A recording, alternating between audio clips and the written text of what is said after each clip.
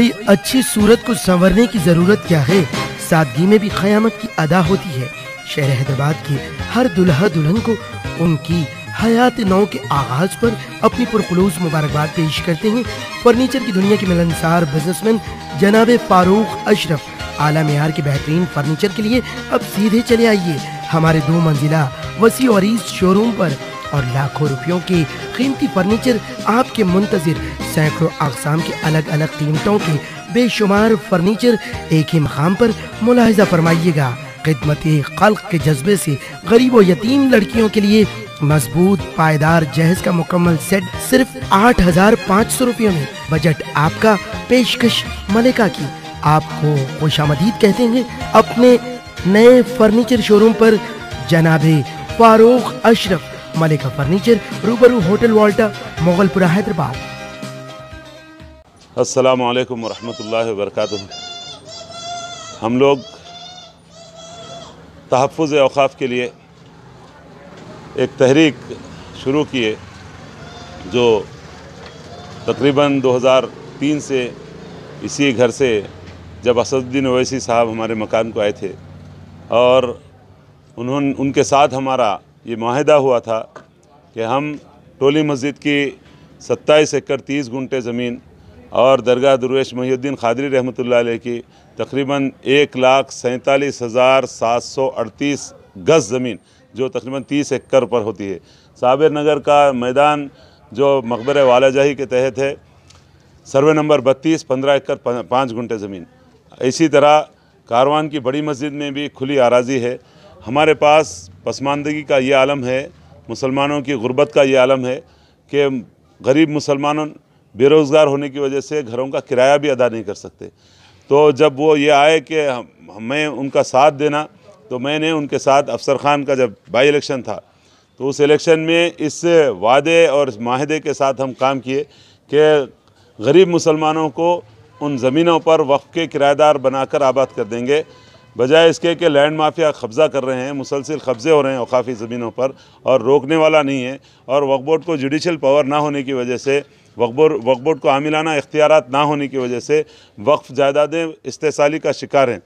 तो उन्होंने अल्हम्दुलिल्लाह इसी घर में बैठकर हमसे वादा किए थे कि ज़रूर जैसे ही मुंतखब होंगे अफसर ख़ान साहब, वो ज़मीनों पर उनको वहाँ पर आबाद कर देंगे। उसके बाद अफसर ख़ान साहब इलेक्ट हुए, फौरी उसके 16 या 17 दिन के बाद असम्बली डिज़ाल्व कर दिए चंद्रबाबू नायडू। दोबारा इलेक्शन हुए, दोबारा इलेक्शन में भी हमने यहाँ पर भरपूर साथ दिया। उन्होंने लाखों रुपए यहाँ पर हमारे पास भेजे। अल्लाह का फ़ज़ल है, पूछ लीजिए यासिर अरफात से, पूछ लीजिए सिटी अब्दुल अलीम सिटी जो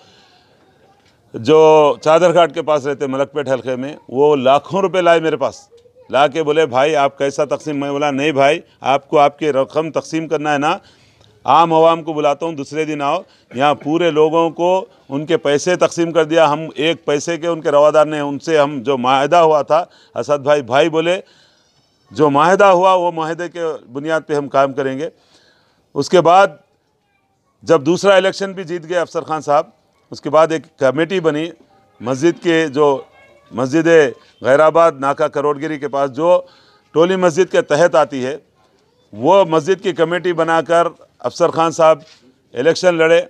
जाकिर बाखरी थे उसमें, मजीद ख़ान साहब मरहूम थे उसमें, हमारे बड़े भाई भी उस कमेटी में थे। OS 50 ऑफ 2004 एक मुकदमा डाले, वो चलता रहा। ये OS 50 का मुकदमा अचानक 2006 में ये विड्रा कर दिए, ये नॉट प्रेस करा लिए, केस को नॉट प्रेस करा लिए।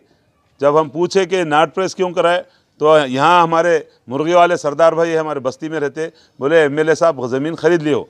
MLA साहब ज़मीन कैसा ख़रीदते? मैं बोला भाई, तो बोले 4 करोड़ में ख़रीदे। मस्जिद की ज़मीन किस तरह 4 करोड़ में ख़रीदी जाती? तो बोले भाई वहाँ मुसलमानों को आबाद करें। तो किस तरह से आबाद करेंगे? तो 8,000 रुपये गज़ से। मैं बोला भाई गरीब मुसलमान 8,000 रुपये गज़ से कैसा ख़रीद सकते हैं मुसलमान, और वक्फ़ी ज़मीन कैसा बेची जाती? तो हाँ भाई इस तरह होगा। तो बोला भाई अब तो फिर बगावत हो जाएंगी। तो बोले कौन कर सकते हैं? वो नौजवान करेंगे। बोले नौजवान MP MLA से लड़ सकते क्या? पूछे। हम अल्लाह ताला के बंदे हैं, अल्लाह ताला की ज़ात पे यकीन है। अल्लाह ताला का फरमान है, कम मिन फ़िअतिन क़लीलतिन ग़लबत फ़िअतिन कसीरतिन बिइज़्निल्लाह। अल्लाह ये लोग फ़िरौन बन गए, क्योंकि एक वही वाक़या नहीं, मस्जिद बाग गोवर्धन का वाक़या है। वहाँ असदुद्दीन ओवैसी साहब कसम खा के बोलता हूँ, हलाक कर दे अल्लाह हमारे को। बीजेपी के जो अब कॉन्टेस्ट कर रहे हैं करुणाकर, जो नामपल्ली से उम्मीदवार है बीजेपी के, तब उस वक्त वो कारपोरेटर थे गुड़ी मलकापुर के, उनके चिचा राजेश्वर को मस्जिद की ज़मीन दे दी असदुद्दीन ओवैसी साहब। जबकि मैं असदुद्दीन ओवैसी जाके अनवर उल हुदा साहब जब IPS ऑफिसर थे, स्पेशल ऑफिसर थे वक्फ बोर्ड के, मैं जाके रुकाया था, उन्होंने चले थे, रुकाए, फिर उसके बाद अचानक काम जब शुरू हुआ तो अफसर खान को मैं फ़ोन करा, इनका फ़ोन बंद था, मैं फ़ोन करा, अफसर भाई वहाँ दोबारा बाग गोवर्धन की मस्जिद का काम शुरू हो गया। तो बोले उस्मान मियाँ कल मेरे को बुलाए थे असद साहब, बुला के अमर सिंह जो यहाँ से लड़ रहे हैं, हल्फिया बोल रहा हूँ, उनकी ज़बान बंद हो गई। अल्लाह ताला हमको अगर हम गलत बोल रहे हैं, अल्लाह ताला इसी वक्त इस ज़मीन को फाड़ के अल्लाह ताला हमारे को इस ज़मीन के अंदर धंसा दे। बोले असदुद्दीन ओवैसी साहब मेरे को बुलाए कल, बुला के वहाँ पे राजेश्वर थे, अमर सिंह थे, करुणाकर थे। बोले खान साहब इन लोगों को जो मस्जिद की ज़मीन का काम रोका गया उस पर काम कर लेने दो। उसके बाद वो काम शुरू हो गया। मैं हमारे बड़े भाई से बात किया, आप पूछ सकते हैं मेरे बड़े भाई क्या मजबूरी से उनकी जमात में है, पूछ सकते, लेकिन उन्होंने हक बात का इनकार आज भी नहीं करेंगे, मेरे को यकीन है। अफसर भाई, बड़े भाई पूछो हमारे असद भाई, अफसर भाई क्या बोल रहे हैं। तो हमारे बड़े भाई को भी अफसर भाई यही बोले कि भाई MP साहब दे दिए उनको काम करने की इजाज़त। तो भाई मैं बोला आप नहीं रोक सकते क्या भाई? तो भाई मैं भी नहीं रोक सकता। मैं फ़ोन करा असद साहब को, तो असद साहब का फ़ोन बंद है, वो इजाज़त दे के उम्रे को चले गए असद साहब। मैं जब बगावत करना चाह रहा था, मैं धरना देना चाह रहा था, यहाँ के जो ASI अनवर अहमद खान साहब आके इसी घर में बैठ के बोले उस्मान भाई तुम धरना देने वाले हैं बाग गोवर्धन की मस्जिद के पास, तुम्हारे को गुजरात भेज देने के, तुम्हारे को यहाँ से बहुत बड़े बड़े केसेस में डाल देने के चक्कर में MP MLA तुम्हारे साथ है, समझ रहे हैं, ये सब तुम्हारे दुश्मन है, तुम्हारे को फंसाने के चक्कर में। भाई उस वक्त मैं पूछा क्या करूँ अनवर भाई जैसा आदमी उनके जमात में, पूछ लो हल्फिया। अनवर भाई रो रहे थे ये मेरे ऑफिस में बैठ के, मैं भी रोया। मैं क्या करूं? बोले तुम ताकत हासिल करो उस्मान, उसके बाद तुम ये एडवांस हो। मैं जब उन्होंने जाने के बाद मैं बोला अल्लाह इनसे कैसा लड़ना चाहिए। अल्लाह जानता, ताकत सारी की सारी रब्बुल आलमीन की है। मैं अल्लाह पे यकीन करा, अल्लाह तू गालिब है, तू नासिर है, तेरी मदद के बगैर कोई जंग जीती नहीं जा सकती। सारी दुनिया एक तरफ, अल्लाह मैं तेरी ताकत पे भरोसा करा। अल्लाह के फजल से मैं हमारे भतीजे मकबूल अल हाजरी और इनायत को लेकर हम लोग, मैं बोला ये लड़ाई लड़ना है हमारे को, मस्जिद करोड़गिरी के हम लोग जाके कौन लड़ सकते? बोले अल्लाह के फजल से मैं पेपर्स निकाला, मेरे को औकाफ क्या था नहीं मालूम था, वक्फ बोर्ड क्या है मेरे को उस वक्त कुछ नहीं मालूम था। 17,000 रुपये में सिर्फ गज़ेट मिली हमारे को, जबकि आज हम खाली RTI में डाले तो फ्री में मिल जाती, 10 रुपये का स्टैंप लगा के। जो भी पेपर के पैसे रहते वो पेपर के पैसे देना पड़ता। जब नहीं मालूम था उस वक्त हम लोग लड़े, ये जाके मुकदमा OS 97 ऑफ 2006 हम लोग अल्लाह के फजल से जो वापस कर लिया गया था, नॉट प्रेस किया गया था केस, उसका दोबारा हम मुकदमा डाल के हम लोग आर्डर लिए अल्लाह के फजल से। जस्टिस शमीम अख्तर साहब थे उस वक्त, OS 97 में हमको आर्डर मिला। हम वो आर्डर लेके बोले देखो भाई तुम कोई नहीं लड़ सकते। बोले हम अखबारात में छापे, हम बता दिए, हम खान लतीफ़ खान साहब से जाके मिले, उन्होंने देख के बोले तुम कैसा लड़ रहे हैं, कितने दिन तक लड़ते, ये रिकॉर्ड रख लीजिए, खान साहब से भी पूछ लीजिए। मतीन लाला साथ में थे, कब तक लड़ते मियाँ इन लोगों के सामने, महीना 2 महीने कब तक ठहर सकते तुम? बोला भाई हमारे को रब्बुल आलमीन पे यकीन है, हम बहुत कमज़ोर है, अल्लाह हमारे कदमों को जमा देगा। अल्लाह ताला हमारे को कदमों को, आज 13 साल हो गए हम लोग, देखिए OS 97 में आर्डर मिलते, हमारे दोस्त थे अजमत, उनकी गाड़ी में गांजा डाल के पकड़ा दिए ये लोग, गांजा डाल के पकड़ा के मेरे को फ़ोन कर रहे हैं, अजमत तुम्हारा साथी के गाड़ी में 5 किलो गांजे के साथ अरेस्ट हो गया। उस वक्त CPM वाले मेरा साथ दिए, वो लोग आके वो अजमत को रात भर धरना दे के, मधु साहब MP थे राज्यसभा के, उन्होंने धरना दे के हमको छुड़ाए वहाँ से, हमारे साथी को। हमारे दोस्त मेरा साथी था अदीब, इंतकाल हो गया उसका, उसके पैरों पे ग्रेनेडा डाल दिए थे। ये बात के कि तुम लोग मस्जिद के लिए लड़ते, हमारे खिलाफ लड़ते। अरे हमारी लड़ाई कोई किसी ओहदे के लिए या किसी शख्सियत के लिए नहीं, हम जान दिलो जान से असदुद्दीन ओवैसी साहब का साथ दिए। कई बार मरते मरते बचे हम लोग, कई बार उनके ऊपर जब कोई हमला करने की कोशिश करा तो हम दिफा में ठहर गए। हम ये नीयत से कि असद भाई कौम का बहुत बड़े लीडर है, हमको हमारी जान चली जाना, असद भाई बच जाना, ऐसा हम लोग हमेशा उनका साथ दिए।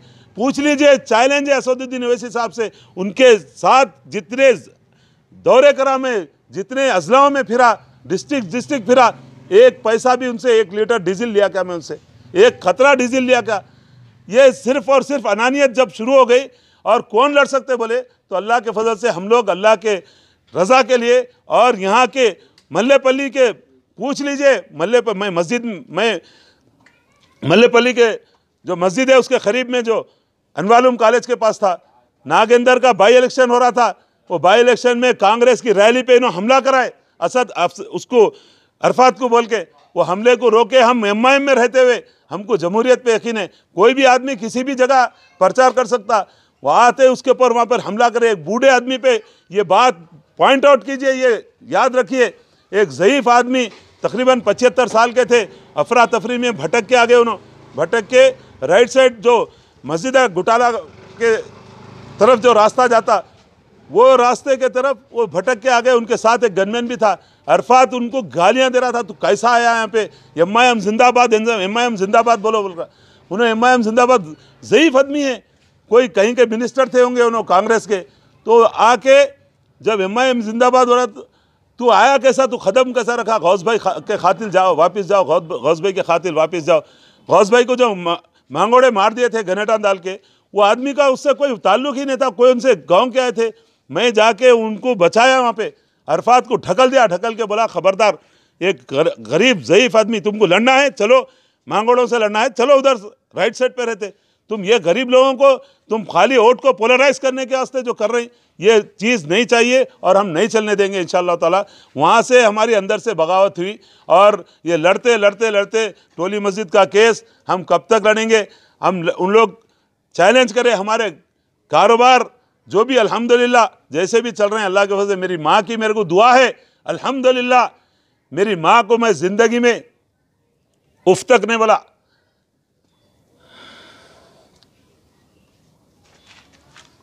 दूसरों से नहीं हो सकती, इसलिए बोलूँगा।